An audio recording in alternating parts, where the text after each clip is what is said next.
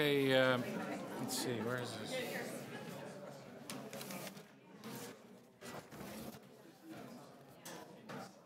Let's, I need to move this. Staff asked me to move this. okay, can I have a look at it? Yeah. I'm going to Call the meeting. Could members of the committee have a seat, please? Councillor Bilow, Councillor Ainsley. Councillor Ainsley, I just want to start the meeting. We'll resume the meeting, and the next deputant is Miguel Avila Velarde.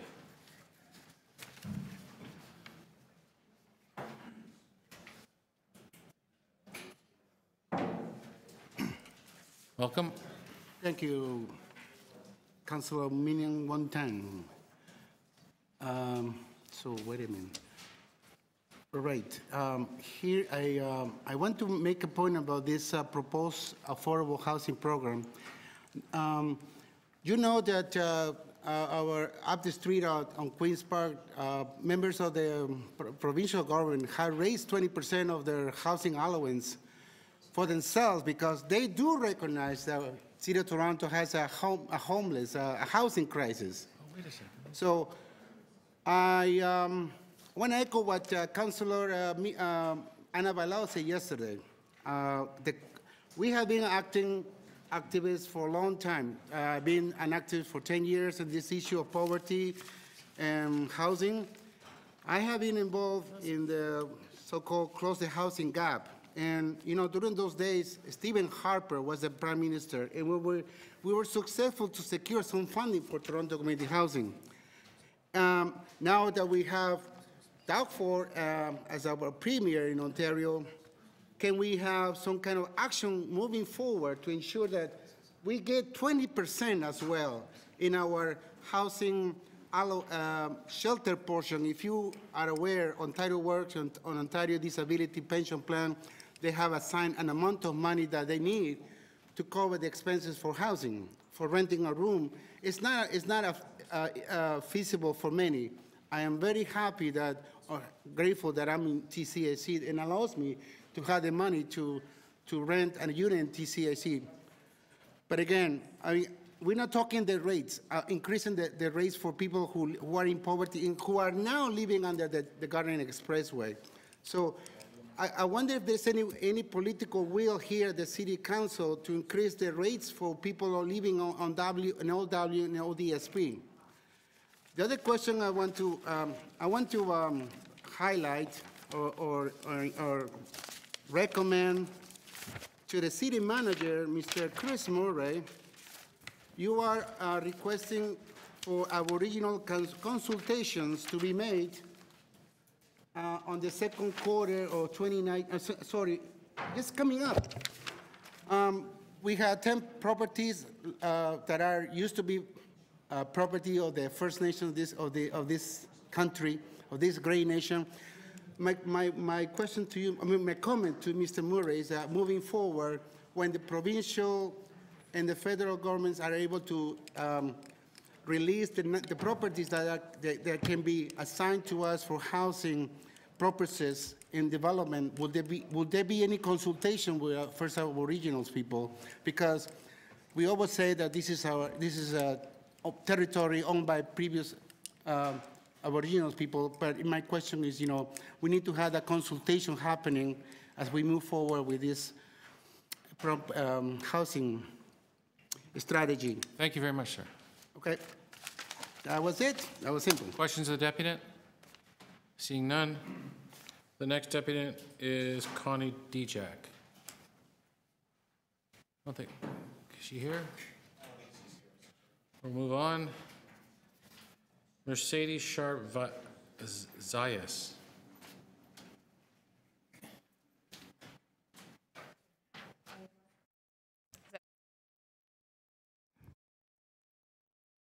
Hello, everyone. My name is Mercedes Sharp, and I work for the Parkdale People's Economy, which is a network of over 30 community-based organizations and hundreds of residents in Parkdale fighting for economic justice in the neighborhood. I'm here today to express my concern about the implementation of the Housing Now initiative with a specific focus on deeply affordable housing and social ownership of public lands.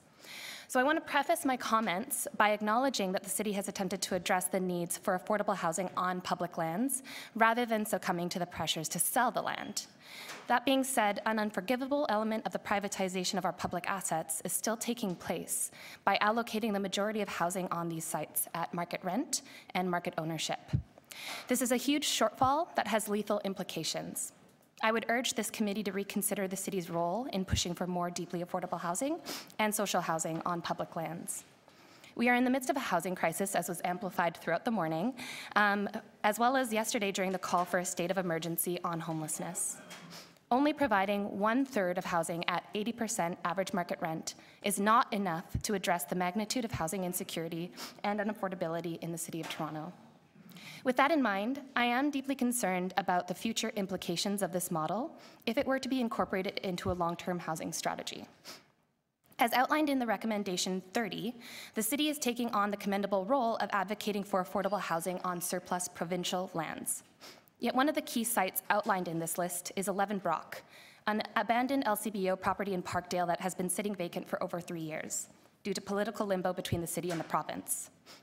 This property has been activated by the unique visioning of the Parkdale Neighbourhood Land Trust, CODA, and community members who dream of deeply affordable and supportive housing in Parkdale. It was also occupied by housing activists on National Housing Day to demand for 100% social housing on the site. This demand emerged from the Parkdale Community Benefits Framework, which was created over the course of 18 months through a community-driven process of consultation and data-driven analysis to develop localized demands for equitable development in Parkdale. Residents recognize the imperative role that grassroots organizing must play in ensuring that public lands are used for public good and supporting those most at risk of displacement. By social housing, we mean housing that is not provided with the goal of, or housing that is provided with the goal of supporting people over profit through nonprofit and cooperative models.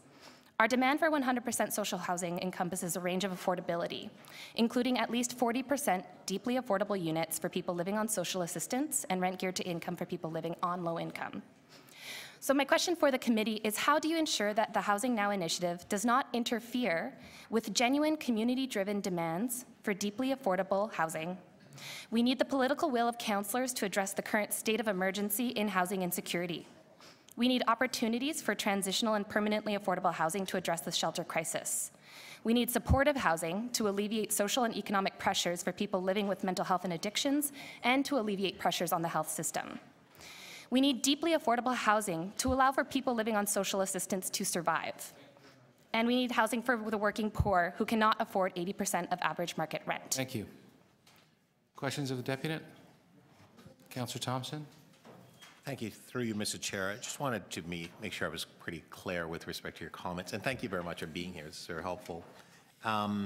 You're not supportive of the 1/3 arrangement, is that correct? Absolutely, yeah. Right, and so did I hear you say it should be 100% social housing? Is that? So our recommendation, at least through the Parkdale analysis that we've developed, is 100% social housing on public lands. That can still encompass a wide range of affordability in order to cross-subsidize those housings. Yet the ultimate goal is to ensure that it's held under social ownership so that it doesn't privatize the accommodations there. Sure. Now, one of the concerns I have with that is that in areas around the city, you can maybe look at certain areas in North York or Scarborough and so on, where, and even downtown Toronto, where a specific group of people were allocated housing and so on, who were part of a specific demographic and so on, and even socioeconomic income and so on. And it turned out that it wasn't as productive in terms of growth, if you will, I'll use that expression. It just seemed as if there was a bit of a morass of more criminality and other things taking place, where just everyone were part of that same ecosystem, if you will, and it wasn't a bit of the osmosis process where you kind of adapt or, you know, look what those folks are doing there, they're working hard to achieve and so on.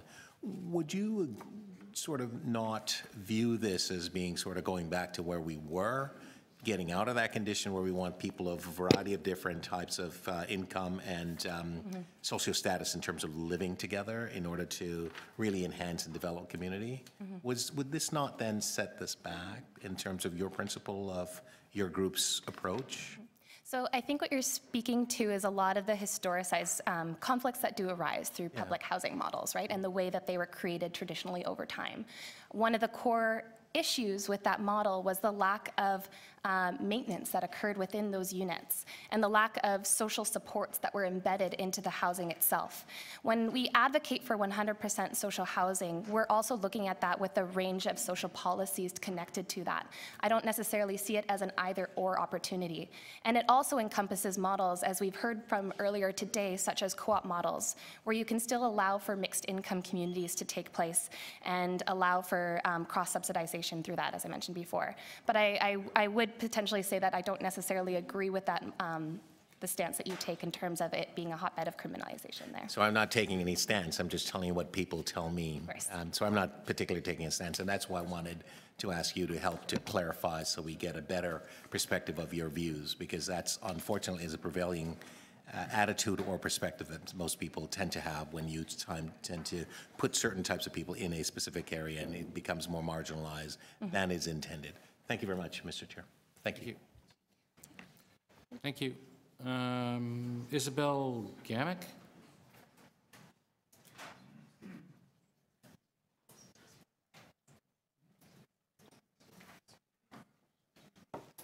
Hi.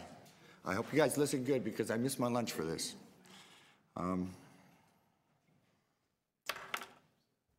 As an ACORN member, I agree with ACORN that we need more affordable housing. It's the being affordable part is where it gets sketchy. Who is it affordable to? Certainly not people on ODSP or OW. Even if the rent portions of both ODSP and OW benefits are doubled or increased 100%, people on ODSP or OW could only afford a cheap room and could not afford a bachelor unit or a one-bedroom apartment without dipping into the basic needs portion of their benefits. Ergo, the basic needs portion also needs to be increased to allow this. The basic needs portion should be doubled so the people on these benefits can eat healthy and properly as well. I have heard it said it costs $200 a day to keep one person in a shelter, which works out to $6,000 a month. Yet people on ODSP are only allowed $1,167 maximum on their benefits. For this $200 a day to shelter someone in an overcrowded, often violent place is simply wrong. These people could actually have actual hotel rooms and feel safe and secure for the same money.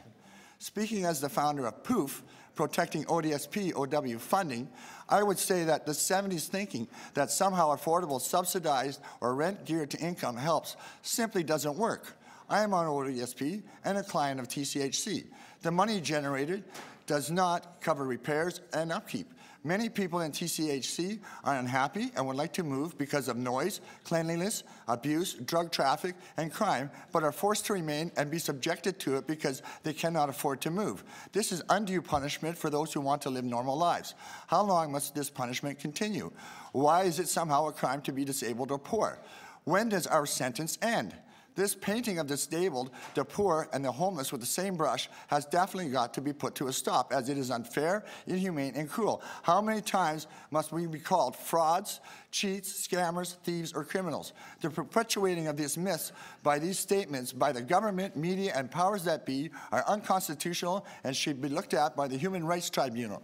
These short-term fixes or propping up of the existing systems is just plain foolishness. The city should be thinking long-term and start pressuring the provincial government on behalf of Torontonians who are on ODSP and OW to increase benefits enough for clients to be able to afford market rent units on the low end of the scale. People who don't make enough money to cover the rent or low-income families should be given a rent supplement so they too can afford an apartment at market rent. Affordable housing is cheap housing and it doesn't stand the test of time. The units come into disrepair more quickly. TCHC should be brought up to market rent so that tenants have more respect for the buildings they live in, so that if tenants who want to move out of TCHC are able to do so. I strongly urge you to go after Doug Ford to fix this broken system and stand up for Toronto citizens who are on ODSP, OW of benefits who are not earning enough money to live in this city with a bit Thank of you, sir. dignity, comfort, and a buffer of having a bit of emergency money in the bank for emergency or for the repairs or Thank you, replacement sir. of household appliances or uncovered medications. The help is needed for those with mental issues to make sure they are able to keep their apartments and to Sure. make sure it doesn't become a hoarder's nest or become too filthy for the tenant to live in because they are incapable of looking after it or themselves due to the mental illness. The shuffling of the blame has got to stop, and someone needs to stand up and take responsibility for the most vulnerable. Will it be you? Why is it up to us disabled people to fight for ourselves?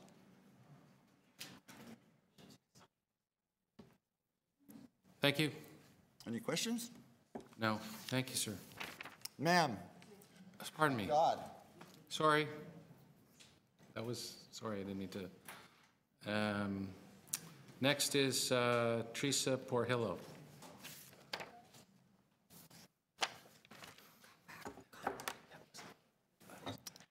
Thank you for your time today. My name is Ana Teresa Portillo. I grew up in Parkdale, and I now work there as the Community Benefits Organizer at Parkdale People's Economy. I want to start off by thanking housing justice advocates present today. I am here to bring some of the Parkdale Community Benefits demands to this table for meaningful consideration, and will also offer some recommendation from the Parkdale Neighborhood Land Trust. We demand that additional surplus city-owned sites and neighborhood improvement areas such as South Parkdale be added to this list.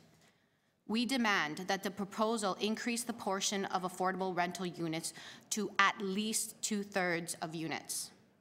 We demand 100% social housing overall with a variety of housing types such as rental, cooperative, limited equity, and supportive housing. We also demand a range of affordability levels from shelter rates to average market rates. Even with 100% social housing, and in particular co-ops or nonprofit rental, it is possible and helpful to have a portion of units rented at market rent to provide cross-subsidization for the project as a whole. This means mixed income communities, but no profit extraction. We demand that buildings developed on these sites be non-profit owned. It's fine to have developers build buildings, but nonprofits need to be the final owners. We demand that the requests for proposals and procurement rating system provide substantial benefit to applicants providing deep affordability, supportive housing, serving equity-seeking groups and people exiting homelessness. We demand community and resident oversight of the RFP process. There is a real risk that this becomes a giveaway to developers. It's fine for developers to build the housing, but we need to make sure nonprofits and community-governed organizations end up as the owners. We demand that at least 10% of units be dedicated for Indigenous housing providers. I will conclude by urging councilors here to take serious these demands as they were carefully defined in a deep and rich community visioning planning project in Parkdale. Thank you. Are there any questions?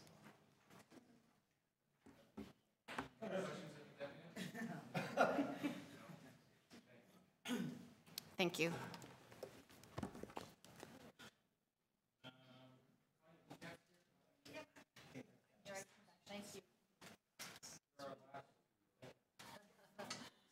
Saving the best for last. Don't expect too much. Hi, my name's Connie Dijak. I'm the president and CEO of Renamede Healthcare Center. That is a 206-bed rehab hospital in the West End of Toronto.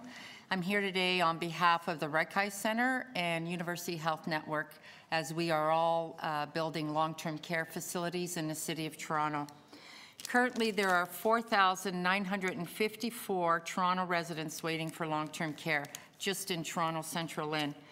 It's actually been deemed a crisis. There's a number of announcements we hope that will come out over the coming months, but again, the question that sort of piggybacks to the need is, can we afford to build these facilities? Currently, right now, 47% of long-term care bed capacities need to be redeveloped to meet new standards. 860 of those beds have given notice to the LHINs that they're moving out of Toronto because of the costs to redevelop. What we would like to see is that the development levies that are charged to nonprofit long-term care facilities that care for the frail and the elderly seniors of the City of Toronto not be charged to our facilities. I built a hospital less than 9 years ago, on the same land with some of the same types of patients. The hospital was not charged development fees. Yet when we're building these long-term care facilities, development fees are being levied against us. What we're asking respectfully is that you consider, when you're looking or having staff look at it, to exempt nonprofit long-term care facilities from these levies. We really deal with the most vulnerable populations. We want to build them in the City of Toronto. The benefits I'm sure you all know about, but there has to be some help. The comparison in building a hospital to long-term care, there's no comparison. The standards are more rigid. They're larger because they're home-like, yet the funding doesn't support the standards. So it's $21,000, I think, per bed. For my facility alone, it would be $4 million. Aside from that, just in case you're thinking that we're not throwing in some of our fees, just to build on my site, I'm paying from the hospital, which we fundraise, $12 million so we can go underground parking. So we have land in the City of Toronto. The hospital is partnering with, in order to get the approval from the province, but I think the city has to also step up and support and say that not only do we want long-term care facilities, but we're not going to do this to them when they're nonprofits. That's it. Thank you so much for your time. You're welcome. Questions of the deputy? Councillor Thompson?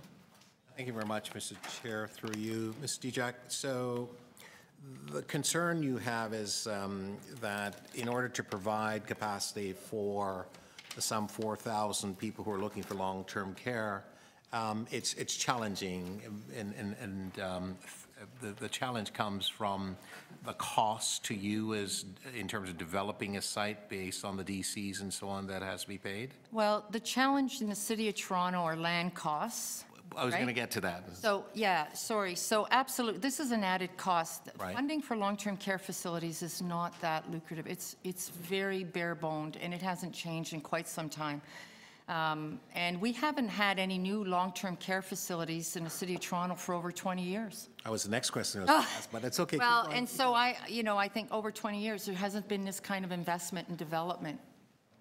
We want to keep people and seniors in their communities. That's the goal. Right. And so are you asking us to look at the feasibility of, or to ask for a report to come back to look at this to see how feasible it is? Mm-hmm. And I certainly can't tell you how to do it. What I'm asking you to consider us is to really look at us through the lens of the same as hospitals, for example. We're a nonprofit. We provide for the greater good and meeting the most vulnerable communities in our neighborhoods. We want to keep them in their neighborhoods, and in order to do that, there are many, many hurdles. This just seems to be one more. The province governs the license for the long-term care beds. Is that correct? That's correct. And what is the contribution towards long-term care development that the province would make? Is there a funding formula that allows for contribution, and where would you utilize those funds? Right. So development fees would be our responsibility. So there's a funding envelope, and it's very limited. And what happens is when you start to develop, and it's not a negative, but when you start to develop in the City of Toronto, the setbacks or the trees or anything, because we're nestled right in a neighborhood, a community, the costs start to add up. Well, most of the provincial funding you would think are greenfield sites, right? Where they can go in and you can develop and build. But when we start meeting the requirements with the City of Toronto planning, and we start meeting with the neighbors, which we're happy to do, we think we want to be a great neighbor, the costs add up very, very quickly. And I think this is one area that, aside from separating out the requirements around, any kind of parking or any kind of, setbacks because of the neighborhood or any kind of landscaping, Development fees just don't make sense. It doesn't make sense to put this on the back of the nonprofits who are building these long-term care or seniors' homes. It just defies logic. Why would, I'm looking at Councillor Nunziata, she's not going to look at me anymore, but I'm going to look at you, Francis, and say, no, because what I'm going to say is West Park's wonderful facility, building a beautiful hospital, has paid no development fees. No development fees. And it's because it's categorized under a hospital. I'm a hospital building a long-term care facility, and there's a wait list right now. It's unbelievable. And yet I'm being charged $4 million and being funded less. Hospitals are funded at 90%. They will get their funding back from the Ministry of Health. That won't happen with long-term care. Sorry.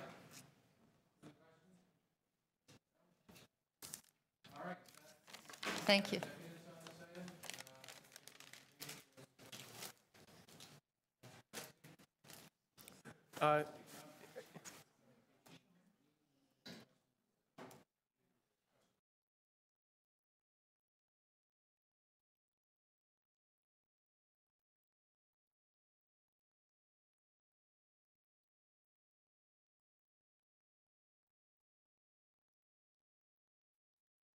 Anything? All those in favor? Opposed? That's carried. All right, Councillor Cressy, you're going to have to talk fast. So then maybe just a couple quick questions. Perhaps I can just start with understanding something. So I guess I'll direct them to Sean Gadden. So of the 10,000 units proposed here, so 7,500 are intended to be purpose-built rental. Is that correct? Two-thirds of them, yes.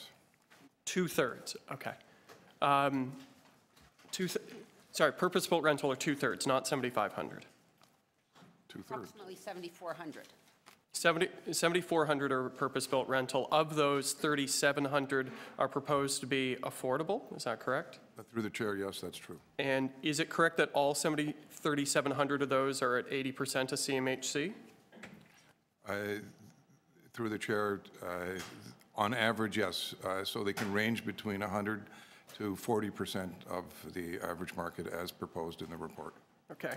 I understand some of my other colleagues will be asking about deepening that level of affordability, but for those outstanding rental units that are not deemed to be affordable, but rather at a market purpose-built rental rate, what protections exist to ensure that, given that the provincial legislation has changed and we no longer have rent control on new builds, does the city have the capacity to implement protections to ensure that there is rent control and eviction protection for those market-based purpose-built rental units? Thank you. Through the chair, I think that's a legal question that should be referred to city legal. I think it's something we may get back to you on. Okay. So in the interest of the minute and 15 seconds I have left, I will follow up offline on that. On the supportive housing element, and perhaps I'll go to Mr. Raftis from SSHA, the current waiting list in the City of Toronto for supportive housing, as governed through the provincial access list, what is it? Through the chair, so the current waiting list for access point supportive housing is 15,000 people. 15,000 people. And do we have a city council objective, a council endorsed objective for how many supportive housing units we are seeking to build? That is correct. There is an 18,000 unit objective. So over how many years? That's over 10 years. And currently, does the city provide any funds towards the provision of supportive housing, or do we solely administer supportive housing? Through the chair, generally supportive housing is funded through the province. There are some specific city-run programs, but generally the funding comes through the province. And then I guess one final question, and this may be to Sean Gadden, is federal funding through the National Housing Strategy, the co-investment fund and others, can that funding be used towards supportive housing if we do not have the Homes for Good provincial funding carried on? Councillor, yes, it could be used as long as it's permanent housing. Okay. Thank you. I have other questions, but it's... Councillor Wong Tam? Yes, thank you very much.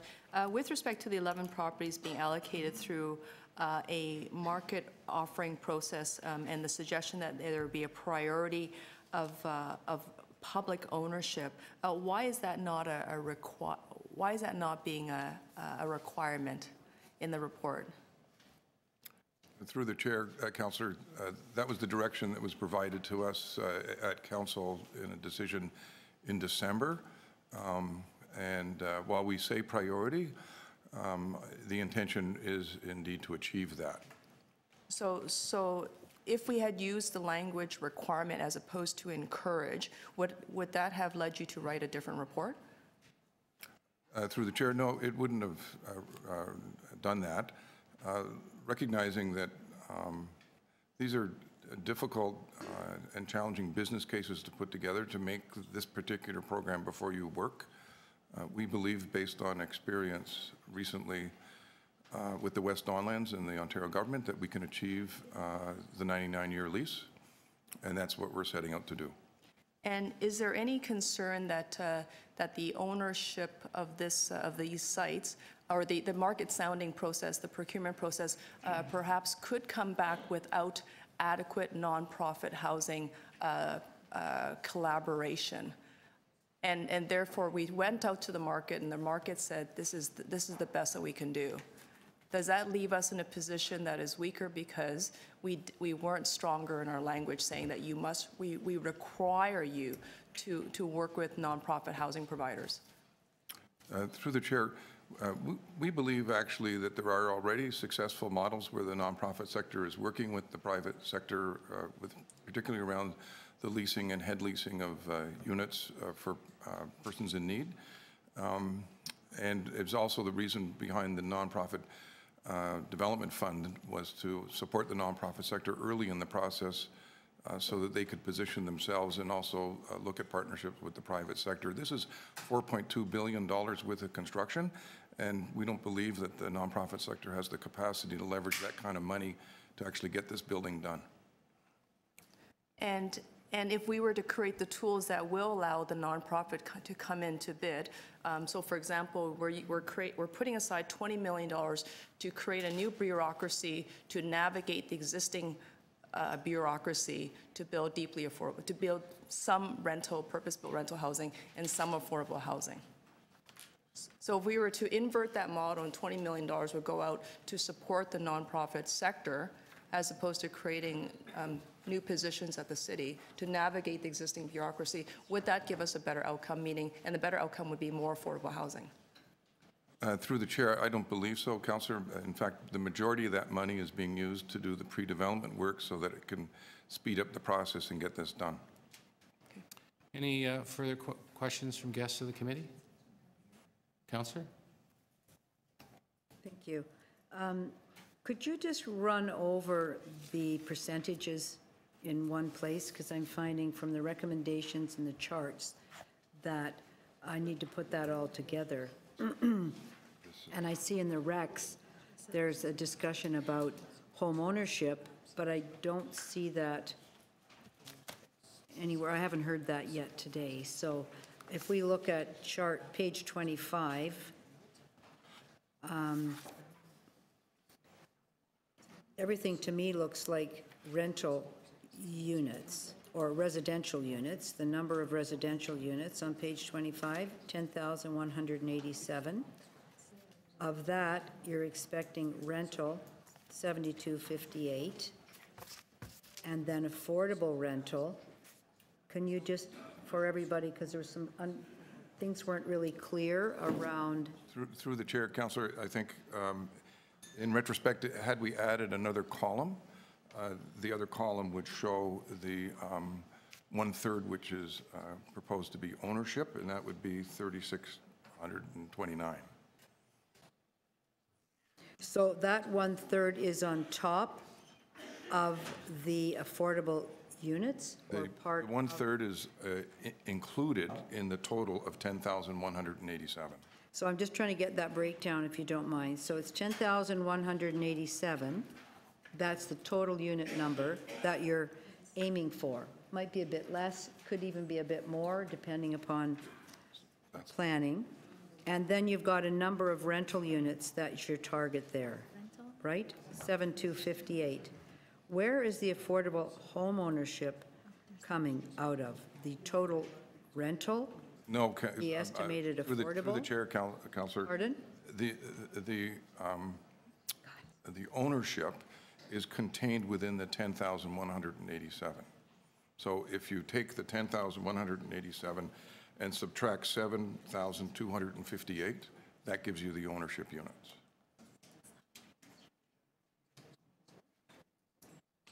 What's that number? Okay, can I just ask planning, there's no employment lands that are being rezoned here. Some of the perspectives, it shows that there's some relationship to employment, but No, that's, through the chair, that's correct. There are no employment lands being identified as this part of this initial 11-site exercise. Okay.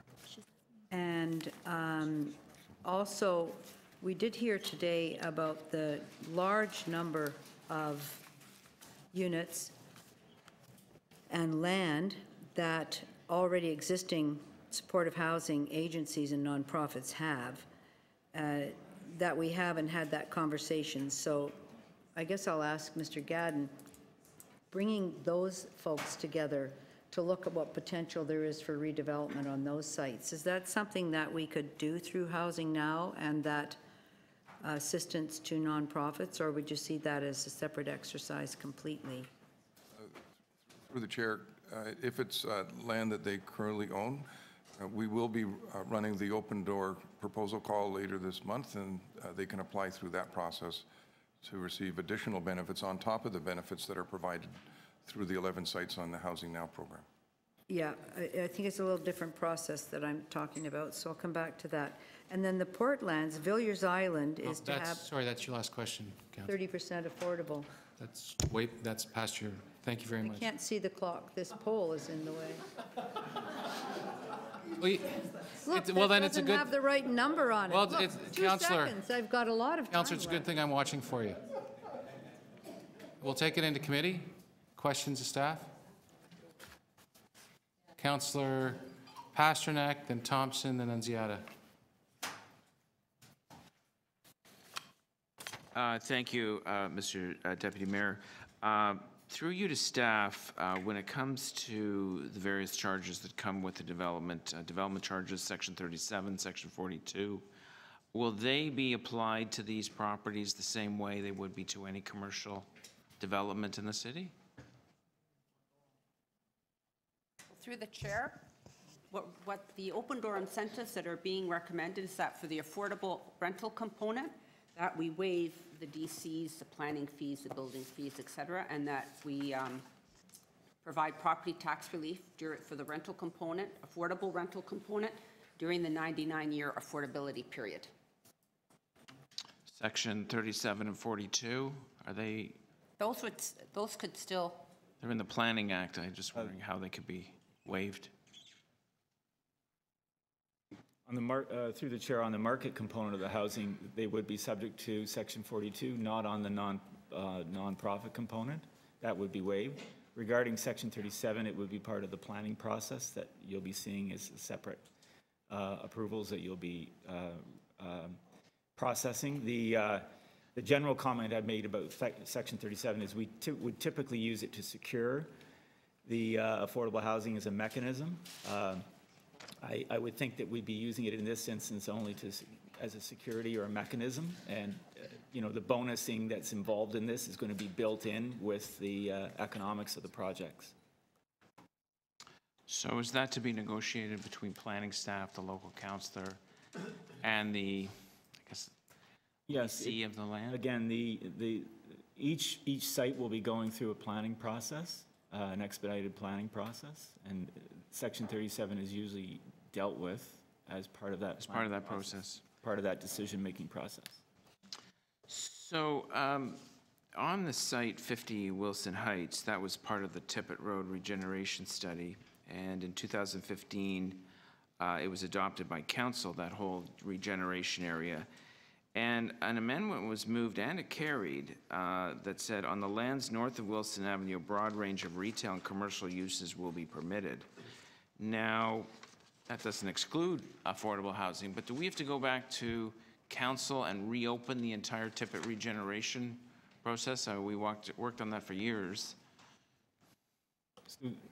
Through the chair, this is part of an application that CREATE has filed with the city, and it's being considered as part of that application. And certainly, we would look at any of these projects as building in the opportunities for mixed use. So in that case, having a retail component or employment component in the project or other community uses would be perfectly appropriate for the kind of development that you would want to achieve there. And that will be part of our planning review on the application. Okay. Now, 99 years is a long time.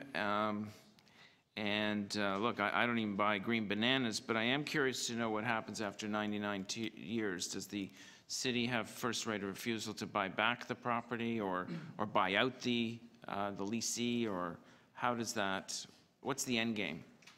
99 years is long, 3 minutes is long, you're out of time. But you can finish your question. Through the chair, after 99 years, the city is retaining ownership. So after 99 years, it reverts. It reverts back to the city. That's correct. All right. Councillor Thompson.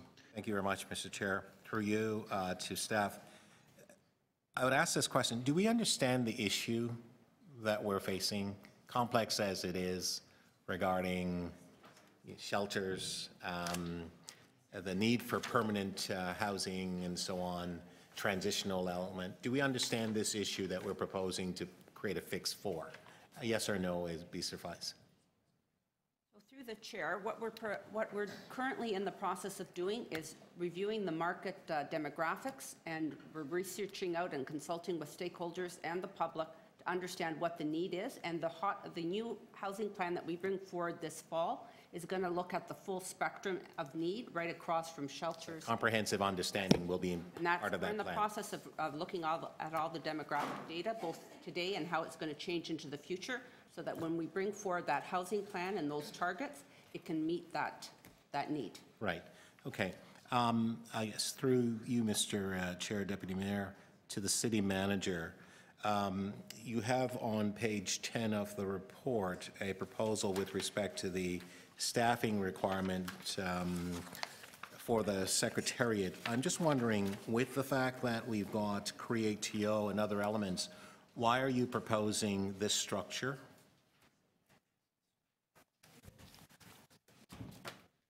So through the chair, first and foremost, I think it's critical that we do have someone that wakes up every day focused on driving the 11 properties and achieving the housing targets that we've laid out in this report. And certainly CREATE-TO is one agency or one element of this work that we're talking about, but it also extends well beyond that to city planning, to legal, to our own internal real estate, and others as identified in the report. So the real concern here more than anything else is that we don't want whoever is going to be in charge of this to be distracted, as that can happen.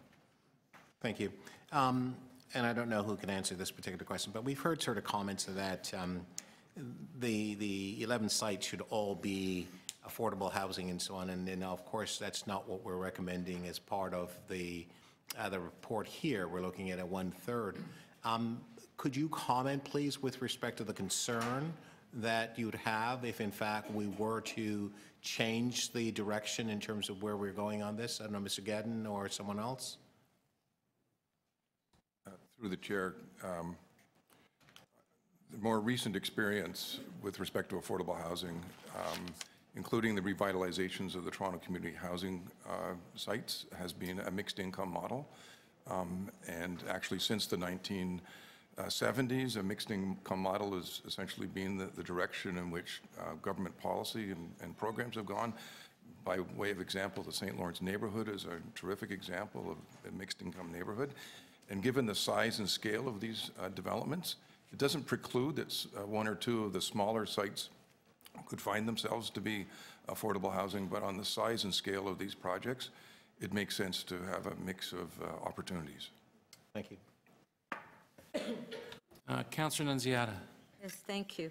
On page 15, the co-locating affordable rental housing with new city facilities such as daycares, libraries.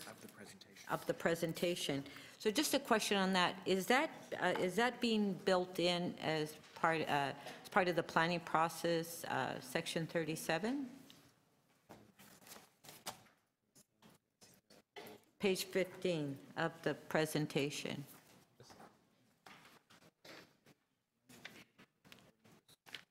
I would just comment generally that through the chair, that the opportunities on each site, there'll be a range of opportunities on each site. And if divisions, for example, have identified a need in that area for a daycare or other community services or a park, it could be included in part of that development. Some of the sites are quite large, and they may afford that kind of opportunity. And we'll look, as we go through these individual planning processes, we'll look at those opportunities and coordinate those opportunities with the program divisions to make sure that we've taken advantage of that planning coordinated across all the interests. Okay, just a question to Sean. So Sean, it seems to me, and I've heard that with my residents as well, and we heard it today from the deputants as well, is there seems to be a confusion on affordable housing and what the definition of affordable housing is. Can you just explain the difference? Through the chair, very briefly, Councillor, thank you for the question. Yeah. There's a number of definitions one could use. The definition that has been talked about in part today has been rent geared to income or subsidized housing, and that essentially is housing where the household is paying no more than 30% of their income on housing, regardless of what their income happens to be. So if their income goes down, it gets adjusted to 30%, or if their income goes up, it gets adjusted. This is a feature of a program that is primarily the social housing program that is no longer funded by the federal and provincial governments. Another definition, and the one is being referenced in the report before you, relates to rent levels. And we, through the official plan, define affordable as no more than the average market rent in Toronto. This report in front of you, though, takes another definition, which says that it would be no more than on an average of 80% of the average market rent. There's a third definition, if you will, and it's also used in the context of current programs where a low-income household is receiving a housing benefit or a housing allowance. That does not get them to 30% of their income, but it does assist them in paying a market rent. Thank you. Very good. Councillor Ainsley. Thank you, Mr. Chair. I wanted to ask, first of all, the 11 sites, there was some questions around how long it was going to take to get zoning through or site plan approval. Is there anything we can do with the province to speed the process up? Through the chair, I think it's on us basically to facilitate that, and we're looking at a number of things, including what the report recommends, which is dedicated staff to focus in a comprehensive way on getting these sites brought forward. Pre-zoning these sites is also a big way for shortening the process, because you're not dealing with the back and forth that normally happens. The city will sponsor and initiate the pre-zoning on for example, on the first 4 sites, and get them going and get them out to the market as quickly as possible, and then come back after the procurement with more specific plans from specific proponents. And then finally, just the overall coordination, making sure that the divisions respond to the technical requirements of these various sites, and making sure we can move them forward for council's consideration as quickly as possible. Okay, and then the 11 sites that we're looking at today, the numbers that we're looking at around them, is that the maximum density for each site? No, it's an estimate. You might appreciate through the chair that we've done initial level of work with Create TO and others on understanding the development capacity of these sites, and understanding that we want to build good planning and complete communities. We're taking them through an official plan lens, just like we would any other development, and we want to make sure that we get the most out of them, of course, but in a way that creates contextually appropriate development for these communities. Okay, and then as I look at other jurisdictions around North America, and the one that's top of mind, New York City, where they created a new set of, they call them quality affordable guidelines, quality affordable housing guidelines. Are we doing anything like that, looking at other jurisdictions where they look at how the affordable housing fits into a neighborhood in terms of design, walkability to transit and grocery stores, for example?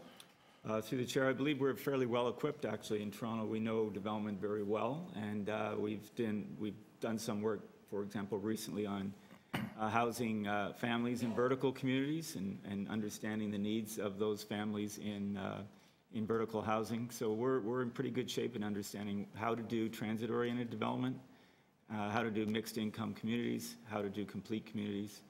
I'd say we're in good position to be able to facilitate excellent development on these projects. Okay, and then my last question is just around parking. Six of these are on current public parking lots. How are we going to be incorporating the parking into these projects? Are we going to be looking at the standard parking ratio? Are you looking at lowering it? Or, you know, there's a large expense to building public parking. Through the chair, I think our planning response to that would be that we don't want to do anything that induces undue demand and create more congestion on our roads. These are transit-oriented sites, so we want to take the most advantage we can about building good local mobility in those communities and making sure that people have a choice to use other modes. Through each application, we'll be looking how to manage the travel demand in each area, and we know that development itself actually generates more transit ridership than commuter parking. So our orientation here will be to minimize the amount of commuter parking, where we're actually replacing commuter parking with building good, high-quality, complete communities. Okay, thank you. Thank you, Mr. Chair. Councillor Crawford? Thank you, Mr. Chair. Just some numbers questions, I guess. The city building fund that the $20 million is going to be coming from, can you describe, I know we put this in place a couple of years ago, but can you describe the fund? And is this a proper use of those funds? I don't know who can answer. Can anybody answer that? Through the chair, the city building fund that council established was for the purposes of transit housing. So allocating a portion to housing, is in accordance with council's direction in terms of how that fund can be used. Okay. And as I was understanding, a big part of this 0.5 over the 3 years is really using that tax money to leverage debt to be able to achieve a lot more in a long term. How does the impact of removing $20 million from there, even though it's justified, I recognize it's justified, but how does that impact the long-term, I guess, leveraging ability of this fund that we've created? Or not? Well, through the chair, we haven't, I can't say that I've done that specific analysis. I know that we're continuing to levy an additional 0.5 over the next couple of years. That rate was going to continue, so there will be additional funds coming in. We can work with finance to do that analysis. Okay. And this is really just to fund that pre-development work so that we can get these sites ready and out the door for market. Okay, so the $20 million, first of all, this is an initial allocation, so is there an expectation that you'd be coming back to this body looking for more investment in the future? So through the chair, the expectation is that we leverage the value of the land to help us complete the projects. Understanding. So just to follow up then on the framework, I mean, at what point will or not, I mean, when I'm looking at the delivery framework, there's the administrator, there's a staff level approval, and there's reporting back to the Create TO. At what point during this process or not is anything coming back to the executive, us to get a sense of, is it working, is it not working on this initial $20 million investment? So through the chair, what the report is proposing is that a business case has to be developed. We have to do diligence and prepare a business case for each site. That business case has to make financial and economic sense, and it has to be, in order to expedite that process and not institute or any further delays, if the business case makes sense to the Deputy City Manager for Corporate Services, the city's Chief Financial Officer and Treasurer, and the Create TO Board, then it would proceed to the next step. We would report annually to committee and council on the status of each of the sites. But right now, the recommendations in the report delegate authority to those senior management positions to sign off on the business case. If the business case does not make sense, we will be coming back to council. Okay, so at this point, there's no mechanism to report back to executive, and maybe that's something we can discuss for council? Well, we do report back every year. There's an annual report through Planning and Housing Committee onto council. Okay, but that may be individually on each of the 11 units. I'm looking at collectively, the 11 units. No, it would be a collective report on the status of the overall program for all the 11 sites. You would get an update on each site. Okay, thank you.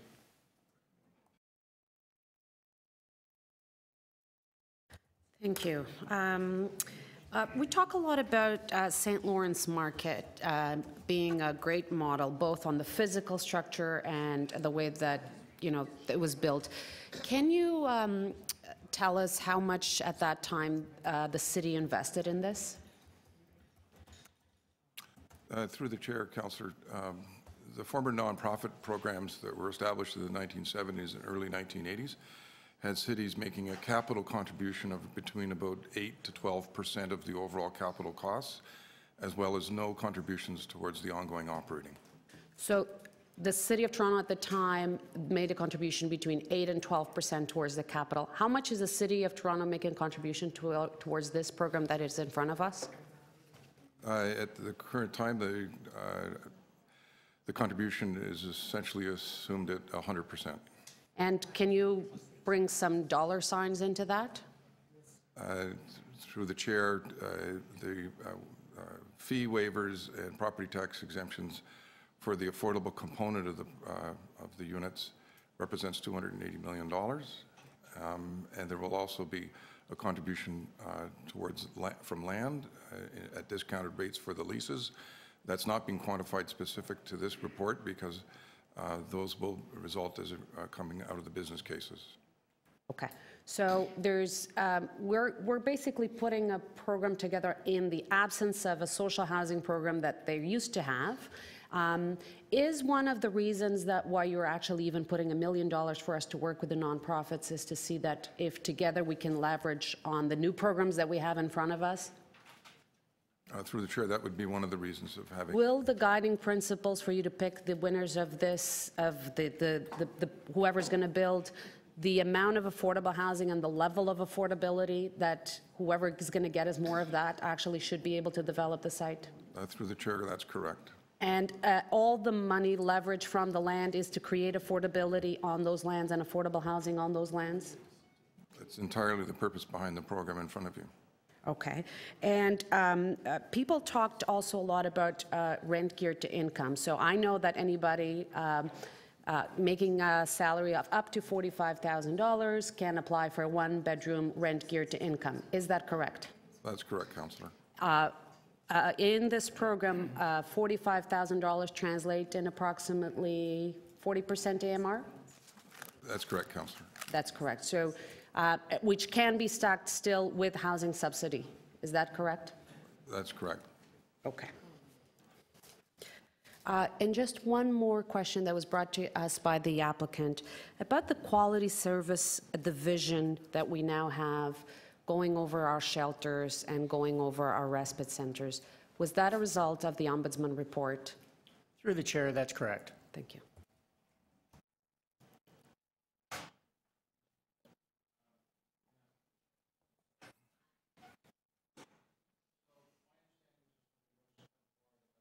These applications that would otherwise go to local community councils and taking them to the planning committee.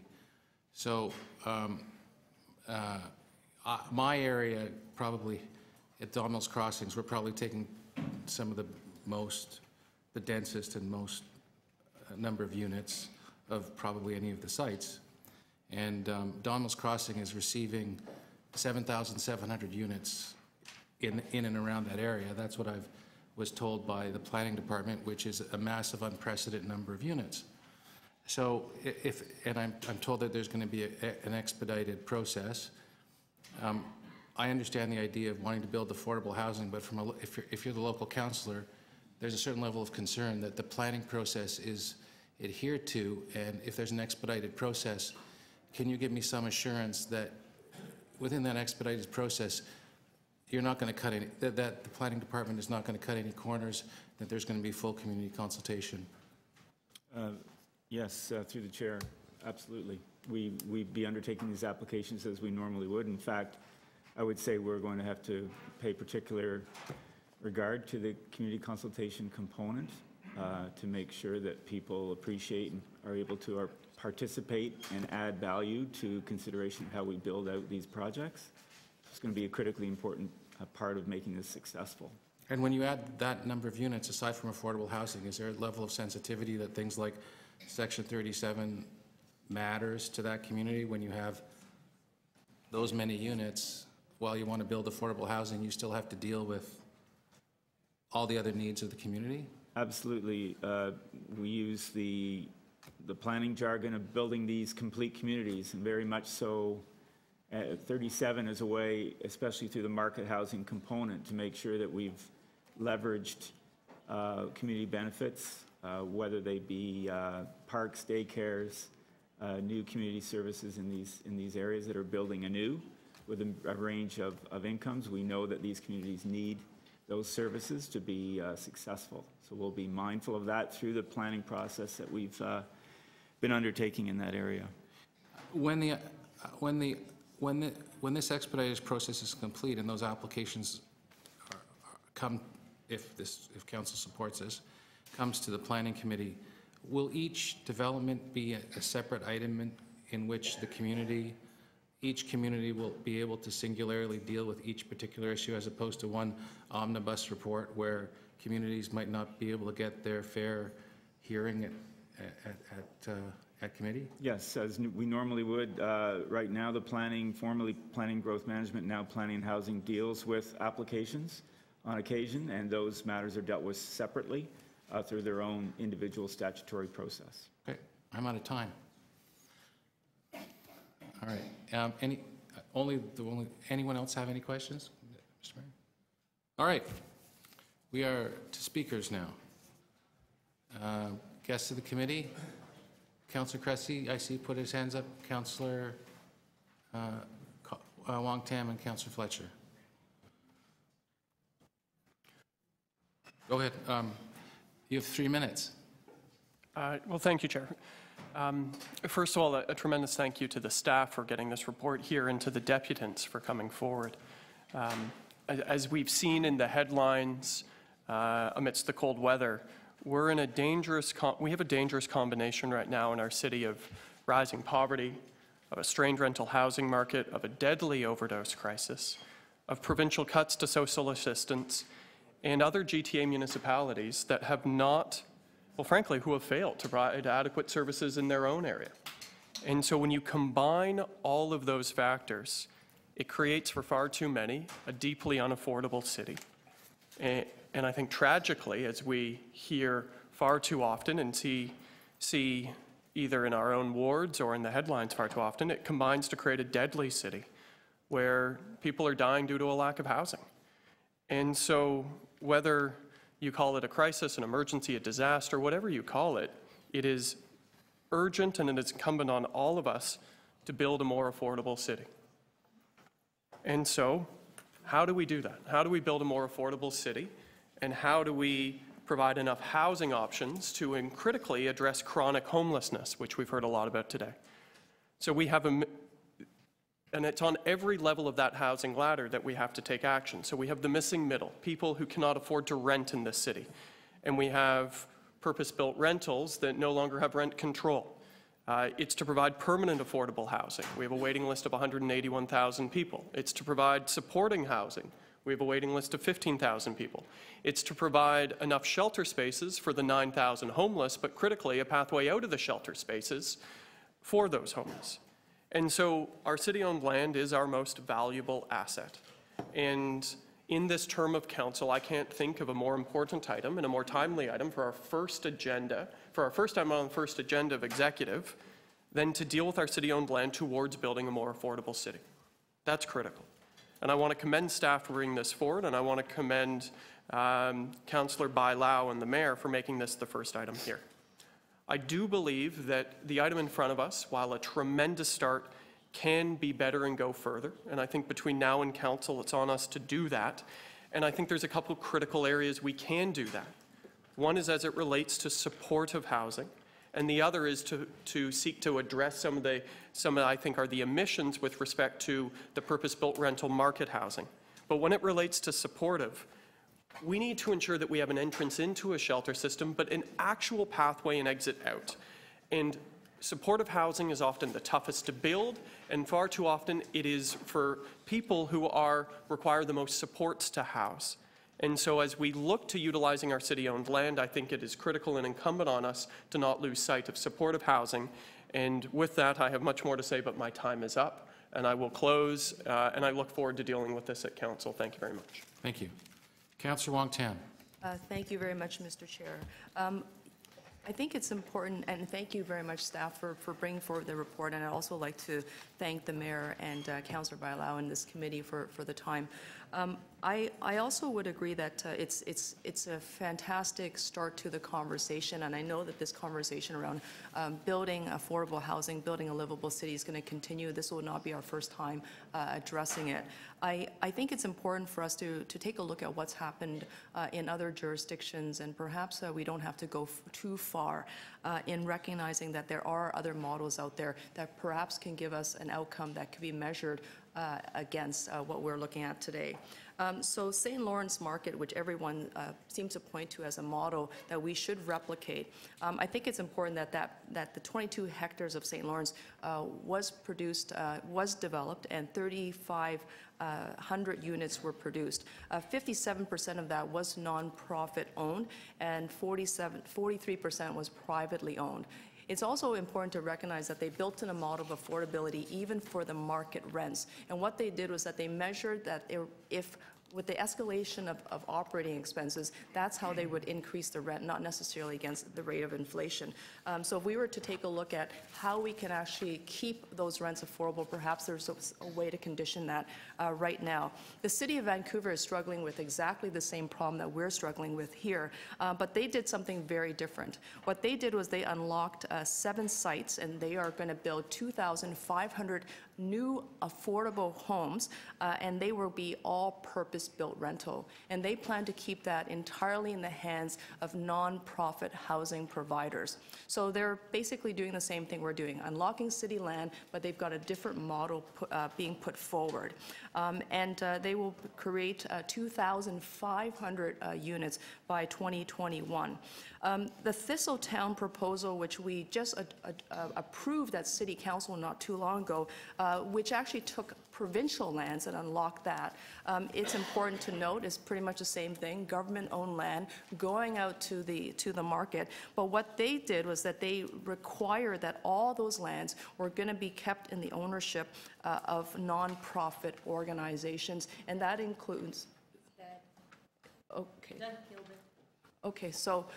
But thank you very much for that insertion. But no, but it is important. But the vision for that strategy before the new premier killed it, as Councillor Bailao is letting me know, is that they were on the path to unlocking government-owned land with 100% affordability around ownership as well as rental, and again, kept in the hands of the public. I'm just saying this so that this gives us an opportunity to continue to massage this report as we get to council, and I'll look forward to some of those discussions and amendments. Thank you very much, Mr. Chair.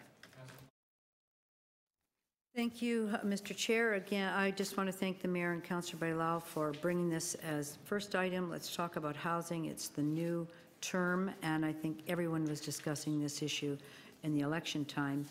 And here's in the report, Appendix 4, we note that the provincial government has quite a bit of land here in the city, including 48 acres at 51 Panorama Court. I'm not sure where that is, but all the folks here who want to talk to the province, you have definitely something directly to speak to them about. To me, this is a part of a bigger housing continuum. It's a fantastic and exciting start. We did hear today about co-ops, supportive housing on the continuum, and long-term care, which is also on the continuum. And I think we also heard that Airbnb has taken over 6,000 apartments out of the rental, out of our rental. So those are issues that are facing us big. And we also have the Portlands. I didn't ask my question, but there's 1/3 affordable housing that's built and cooked in, baked into the Portlands plan for Villiers Island. The model that we're using is one that we have used before. I think it's close to a model used at St. Lawrence. It's also very close to the model that Toronto Community Housing uses to redevelop their own lands. As pointed out earlier, they are just replacing the social housing that was built 50, 60 years ago. Building new, with new housing, new rental on their land should be one of our goals, and it is number 32 on the recommendations, and I'm very happy about that. I'd like to add artists onto that list. For a long time, we've had a goal to have affordable places for artists. I'm not going to do this now, I'll do that at council. And we have our Toronto Music Strategy, and artists are somewhere in there in the $34,000 range for all the professions that are being listed there. I also just want to run through the numbers because I'm just crunching them here and say that there will be these 10,000 units. I see 1/3 of them are market private units, and I'm assuming that includes the affordable housing ownership component that Mr. Gadden spoke about. And we have 1/3 market rental, and we know there is a real need for market rental housing. We haven't built any much new market rental housing, just regular rental. And of that, we have to make sure that Airbnb, that those aren't all going out to Airbnb. So I'm not going to move something here, but we have to bake into this. You're not building 1,000 units of 10,000. 1,000 of them are out being used for Airbnb. That can't happen. And we have affordable housing rental, 1/3, very deep, going down to 40%. We can see $500 or so a month. That's very deep rent geared to income. So that's the plan as I understand it. I'm just going to make sure I understand it correctly before we get to council, but that's the big picture. And it's a very exciting big picture to start with. Thank you. All righty. Take it into committee. Speakers? None? No speakers? No, I'm not looking for order. Well, Mr. Mayor, do you want to speak first? Okay. Mr. Chair, thank you. It's been such a pleasure to not be in the chair, but I do want to speak to this and begin, as others have done, by thanking. Something going on? Time. Oh yeah. Oh, I figured you'd just ignore that. How about we just leave? Who are you, the time police? I mean, what's going on? You're the budget chief. How about we just leave it like right. that? Yeah. I want to remain chair. As I was saying, to thank the staff, especially Sean Gadden, but there have been many people involved in this, and I want to thank Deputy Mayor Anna Bilo because this is something that, I beg your pardon? Oh yes, of course, I do have a motion, yes. So I have a motion here, and it really just asks, it says it directs, but it asks the city manager to review the staffing in recommendation 16, just to see if there are any people. I understand what the city manager said earlier on, Mr. Chair, about wanting to have somebody who wakes up every morning thinking about these 11 pieces of property. In fact, I'd rather they never went to sleep. That's how determined I am to see this through. And so I understand there's a need for some dedicated staff people, but I just would like you to, between now and budget time, have a look and talk to the budget committee about whether there's any people that are in the existing entities that could fill these positions and focus themselves as you wish and as I wish on this project. So with thanks to all concerned, including Deputy Mayor Bilo, a couple of themes that have come up today that I wanted to address myself to. One is people saying, kind of, is that all there is? Is this it? And they've all said, as we all agree, I think, wouldn't be a person around this table that's elected that doesn't agree this is a huge issue with many different aspects to it. And I will just say, the answer to the question, is that all there is absolutely not. This is a significant initiative by any measurement of the numbers in terms of what it will involve if and when we get it done, because we're going to. 10,000 units, 3,700 affordable, those numbers have been repeated over and over again today. I believe, expresses our very strong preference to maintain public ownership of these lands through the leasing mechanism. But in answer to the question, is that all there is? The answer is absolutely not. There was one deputy, and I think it was the gentleman from the Federation of Metro Tenants, who said that he hoped this would be an annual event where we would have a project of this scale and magnitude coming to this council and this executive committee every year. I hope he's right. I agree with him. We need to do that. But this is a solid quick start on affordable housing. It is a solid, quick start on stimulating purpose-built rental, which I think is, regardless of whether it's affordable or not, we need to focus on the affordable. We need the rental accommodations as well. It is a quick start on the utilization of city land, pursuant to our desire to use that more strategically under the auspices of Create TO, but it is just a start. And so I believe not only is it desirable for us to make this an annual event, if we're going to achieve the target that I believe was realistic to achieve the 40,000 over 12 years for affordable, we have to be doing something like this every single year, and not just approving it, but actually getting it built and having people live in it as soon as possible. And I will just say, in answer to some of the other things that have been said, I am, as the person chiefly responsible for intergovernmental affairs, pursuing both other governments continuously on affordable, on supportive, on their land use, because they've not really put up, in fact, what they've given, they've taken away. In one case we just heard mentioned a couple of moments ago, and I will say that we're also going to receive a report on levels of affordability and how we might re-examine that. That's coming forward, I think, in a month or so. And I will just say one final word, which is, if the responses that we get back from the private and nonprofit sector here prove to be inadequate in terms of what they're willing to do by way of affordable housing, then for me, this thing will lose my support in its present phase, and we'll have to go back to the drawing board, because the whole reason for doing this is about the affordable part. Yes, the purpose-built rental is important, but the affordable rental is key. And so for those who've sort of said, well, what if it ends up as a pale, imitation of what's talked about here? Well, then for me, I will say, well, that's good reason to go back to the drawing board.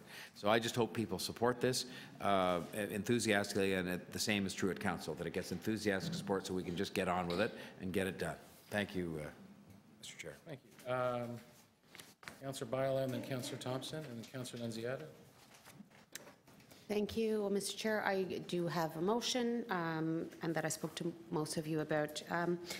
Every time we have a big housing issue that comes to council or executive, I have the voice of my grandmother in Portuguese with a saying, I'm going to try to translate, it doesn't sound as good as in English, but she used to say that when the need is great, everybody argues and nobody's quite right. And that's how I feel all the time. Because the need is so great in housing, and the need is so great across the spectrum, we're all arguing that each little bit of it needs more and more and more, and it's never enough what we're giving, because that's the situation that we have. And everybody at everything that we present on housing says, but this is not going to solve the housing issue. And we say yes, because there's not one project and one solution that is going to solve housing in this city. Housing is a spectrum, there's different needs, and there's going to have to have different responses on this issue. But this is something that it's big. It is quite big. We have talked about St. Lawrence as the pride, and as it should be. But as I was just asking, those are quite different times. That was a time that we had a social housing program, that the city invested 8 to 12% in that project, that it had rent geared to income provided supports by the province and the federal. This is a different reality. What we have in front of us is the city actually stepping up and saying, yes, they stepped away from housing, and we are here on our own. If they don't come to the table, we're trying to put something out there that is going to work, that even the nonprofits can work. And that's why we have the 1/3, 1/3, 1/3, is because they have to cross-subsidize each other, and they have to create complete communities. And the reason why we don't have everything for the nonprofits is because we also need to use these things to strengthen our nonprofit sector. The largest nonprofit housing provider other than TCHC operates 900 units. You have sites in here that just one site creates 1,800 units. I do hope that we have a nonprofit housing that can come to the table, and that's why we put money in this, so they can come to the table and we can work with them, and they should be given the priority. But the need is so great that we can't just hope that they can do it. We have to open the door for whoever can work with us to provide the affordable housing. The other thing that is quite different in here is that we used to have an agency in the city that used to sell land to bring dividends to the city. These 11 sites are, we heard from staff, it's the level of affordability, it's the amount of affordability, and all the money leverage from the land is to create that. That is a huge difference from everything that we've done up to now. And that's why we're going to be working with the nonprofits to create this affordable housing. Is it going to solve all the issues? Absolutely not. But it's a big step in the right direction that I think this city and all of us should be proud of, should be able to support, and when we go to council should be have a strong vote to make sure that we create the affordable housing that we so much need, and that this be the first of many, many packages that comes in here. And hopefully that we have the province and the feds to come to the table to even bring deeper affordability to all these units. Thank you. Councillor Thompson. Thank you very much, Mr. Chair. I have two motions, and while the motions are being put up, I'm not sure which one's first. But I want to thank the mayor for his leadership in setting the direction in that we are about to follow. I want to thank certainly Councillor Bilau as well for her leadership on this file, and the city manager, and Mr. Gadden and all the staff. And so when I asked the question earlier, did we understand what we're doing? And I know the answer is absolutely yes. This particular motion here really speaks to the issue around looking at incentives, responding to Ms. Dajak's deputation and so on. So we're just simply asking for staff to come back with a report looking at the feasibility of being able to do this. There's a second motion as well. And this really speaks to streamlining the staffing process as part of the 10-year plan that's going to be brought back in the fall, I guess, of 2019. And so really what I wanted to be able to do is look at how we can utilize the staffing in a more efficient way to deliver on, obviously, this very complex and challenging issue. Clearly, the mayor has been very focused on this and has been very vocal about wanting to address this particular issue, as well as focusing on the other levels of government as well in terms of their participation, their involvement, and so on. I think some have given the impression that nothing is being done. That couldn't be further from the truth, quite frankly. There's a lot of work that's being done, a lot of discussion. I know the mayor has indicated that he'll be talking further on this issue, and obviously as part of his plan to bring 40,000 new housing, affordable housing to the forefront over the 12-year period. There's a lot of work to be done. A lot of the heavy lifting is going to be done now. Clearly, we have a problem, and we understand that. We want to get people through the shelter system into affordable living and to be assisted where that's needed and so on. The shelters are designed for short term. They're not supposed to be long term and permanent. We hear that people have been in shelters now 5, 6, 7, 8 years and so on. That's a long period of time and so on. And I know that our weather is problematic in terms of it challenges us, and this is a very complex issue.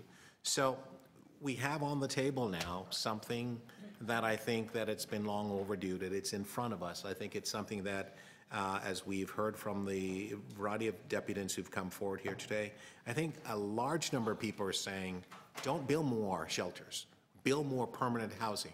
And I think that's what we're moving towards as part of this particular plan. And clearly we need the private sector to work with us as well. I asked a question earlier about, and some have said, well, look, make it all such that, it's simply all about one group, socioeconomic group living in a particular area and so on. I think that that's not something that we should be supporting. What we should be supporting is a integration of people living and working together in a community and so on, as we see now with respect to the region park model. And I think that's what we should be endorsing, Mr. Chair. Thank you. I'm at 3 minutes. Councillor Nunziata. Thank you. I have a motion.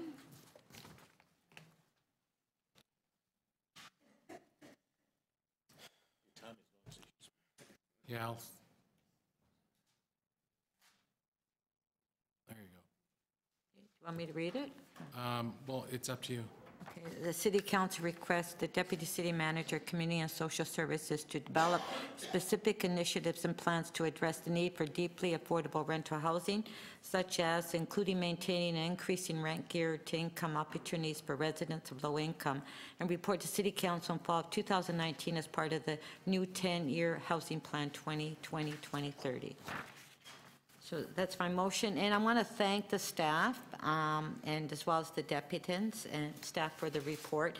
Special thanks to Sean, because Sean has come into my ward a number of times to speak to my residents, because there are a number of affordable housing applications in my ward that are being proposed, but unfortunately, the process takes so long that they're not being built. Options for homes, have supportive housing. And so I'm glad that we're expediting actually the process in these applications, and hopefully we do that for all. I think we also have to look at some of the vacant properties that we have in the city, huge properties that have been vacant for years that are privately owned, where we do have applicants that are coming forward that want to build affordable housing, and they're told that they can't because of the zoning. So, we have to look at the big picture as well. I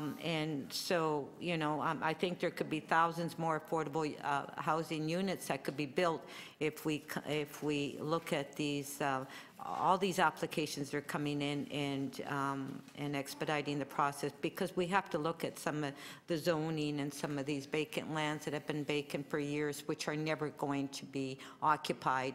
And if there is an interest to build affordable housing, I think we should be looking at that. Thank you. Yes, thank you, Mr. Chair. I have a motion. And I'm moving this on behalf of a few executive committee members and councillors whose sites have commuter parking usages currently. And we're asking staff to, when they go out to tender, to have and examine proposals that accommodate this local need. Commuter parking is currently at Yorkdale, so it proves that retail and commuter parking can work. Daytime for the commuters, nighttime is for the shoppers. We've seen it go into St. Lawrence Market and other places across the city. So this is just to make sure that interested parties coming forward know that they have to accommodate the existing commuter parking issues. Two of these sites are in the new Ward 6. And I'm proud to say that Ward 6 has had York Centre has had a rich history of affordable and social housing. Currently, we have 1,500 units in TCH buildings across the ward. And recently, in new developments coming forward, we have another 250 affordable ownership and affordable rental. At the same time, in the coming years, we'll see over 300 units developed in the Allen District plans. And of course, we have transitional housing coming forward at the North York Women's Shelter. I think when we mentioned the conversation from deputants today, and I thank them very much for coming in, was about shelters. And if you're really going to address the shelter capacity issue, you have to address key areas such as mental well-being, substance abuse, massive resources into those areas, as well as looking at family breakup, bankruptcies, failure business, these kinds of issues that cause much of our shelters to be at capacity or over capacity. And the other part is a failed immigration intake system, where there's no financial supports for those waiting for a clarification of their status. I didn't realize by suggesting that we bring the federal government to the table on asylum seekers, funding and supporting asylum seekers and refugee claimants, that it would create such an uproar. We cannot historically do affordable housing in the city without the other two levels of government coming forward. When it comes to affordable housing, it's more than just the marginalized. It is keeping a whole generation of young people in the city. And if you look at various industries that rely on frontline staff in our hospitals, our food and beverage industries, our hospitality industries, students, artists, they rely on young people who will stay in the city and who will be looking for affordable housing. This whole generation will leave. I can tell you 2 of my 4 kids have left already to seek out more affordable housing options, and we will lose. There's one in every crowd. No, I appreciate that very much. But that being said, I think everybody understands the crisis before us. I think the debate today was very healthy. I think this is a strong package going forward. I support it, and I look forward to it going through the various communities.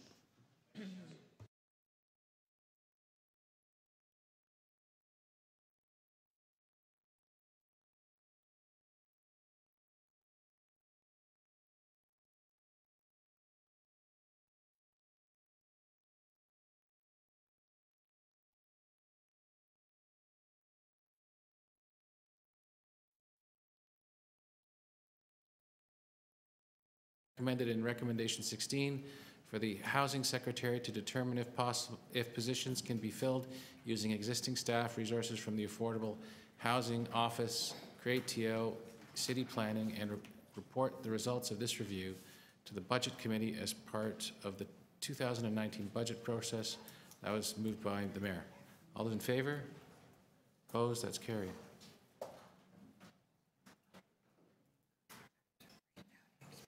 Pardon me? I don't have to read it out. Okay. No, no. Would you just want to read it yourselves? Is that? I'll give you a second. Councillor Bylaw's motion? You all right? All those in favor? Opposed? That's carried.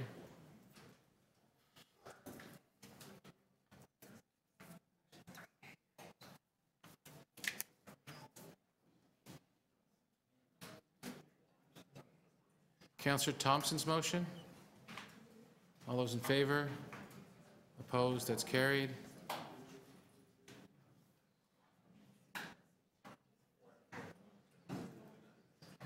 Councillor Thompson's second motion. All those in favor? Opposed? That's carried. Councillor Pasternak's motion. All those in favor? Opposed? That's carried. Councillor Nunziata's motion. All those in favor? Opposed? That's carried. Item is amended. All recorded vote has been asked. Councillor Thompson in the affirmative. Councillor Pasternak, Councillor Nunziata, Deputy Mayor Minnan-Wong, Mayor Tory, Councillor Crawford, Councillor Bylaw, Councillor Ainsley. Unanimous vote. Thank you very much. We are going to go to our second and final item, right? Is that right? Yes. Item 3. Which is on the IC. I believe we have one deputant. No, he's here. Derek Moran. Yep. So this is item EX 1.3, Enhanced Authorities of Integrity Commissioner as a result of Bill 68. We have one deputant, Derek Moran.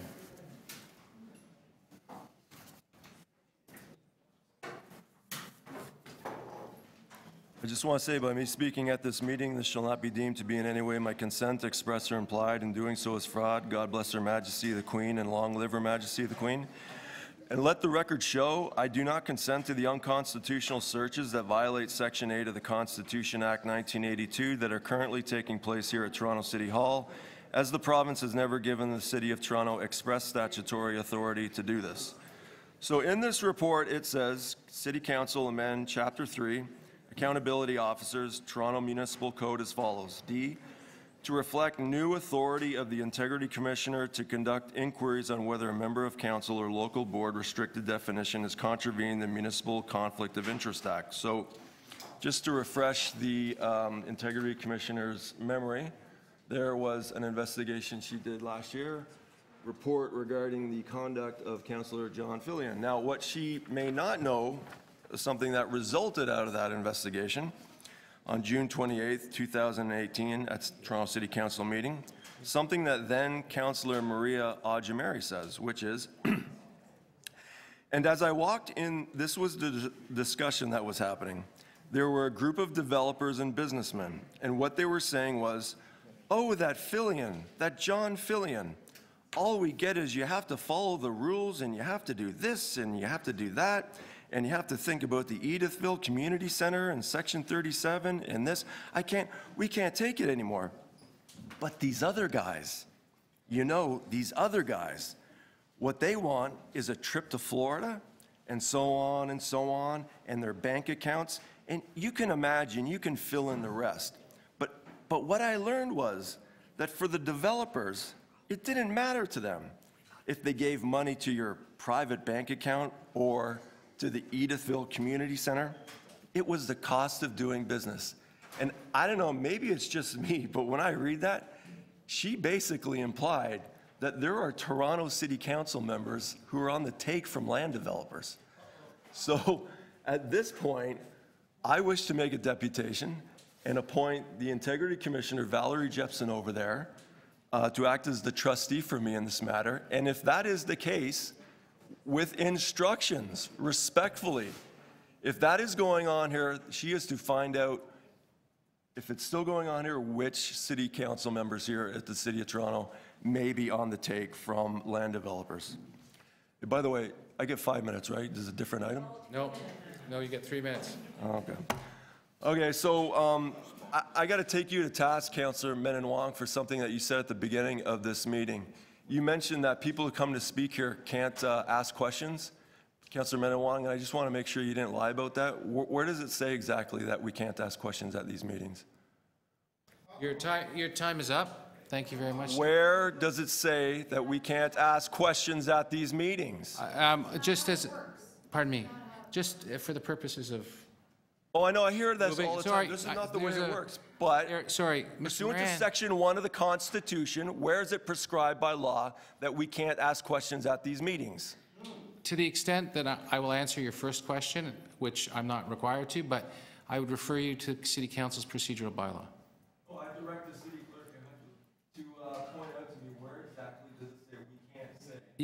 Sir, with all due respect, in this forum, you don't have that ability to ask the clerk questions. Pursuant to Section 1, where does it say that? I've explained Section 1 to Mayor Tory at police board meetings, okay? The law has to be clear, it can't be vague, it can't be ambiguous, you have to give proper notice, it has to be precise and to whom it applies. Where does it say exactly that we can't ask questions at these meetings? Sir, thank you for your deputation. Does anyone have any questions? Does anybody have any questions? Does anyone have any questions of the deputy? No. All right, therefore, we'll take it into committee. Do we have I to know where it says that we can't ask questions at these meetings. Do we have any questions of staff? Anyone who says that these meetings in No. the future, any chair. Do we have any speakers to the item? Is in fact law. Does someone want to? Going once. Yes. So we have a question. We have Last time, third time. We have a question of the Integrity Commissioner. The record show there were no objections. Anyone who says at these meetings that we can't ask questions is in fact. For the integrity. Can the clerk call security, please? We've been polite to this gentleman We have been very. and indulgent.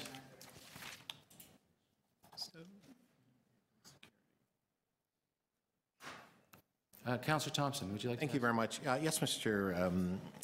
Deputy Mayor and Chair. I just wanted to ask the Integrity Commissioner for her comments on this. Is this, do you have suitable legislative tools to allow you to effectively do your job as part of this particular report? Does it go far enough for you? Through you, Chair, thank you for the question. Yes, I've been consulted on this report throughout, and if I got the opportunity, I wanted to say thank you to the staff in the City Manager's Office and the City Solicitor's Office for working with me over the past several months, almost years now, because of when the bill came in, when it was passed, and I am satisfied with these changes that will enable me to carry out the statutory authorities and jurisdiction that I have under the new law. Right. And just again, through you to Mr.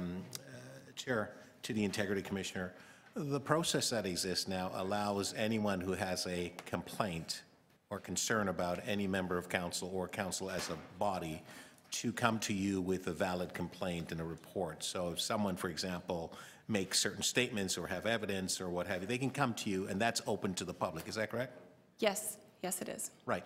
And so, as of today, there were some comments just made here a moment ago. Has anyone from the public come to you with respect to apparently councillors taking trips to wherever what was stated and some of the comments that were made to you just a moment ago? Or that was just made in general? Are you working on an investigation relating to any member? And perhaps you can't speak to it as such, but is this something that you are acutely aware of and that you are following up on because a complaint has come to you?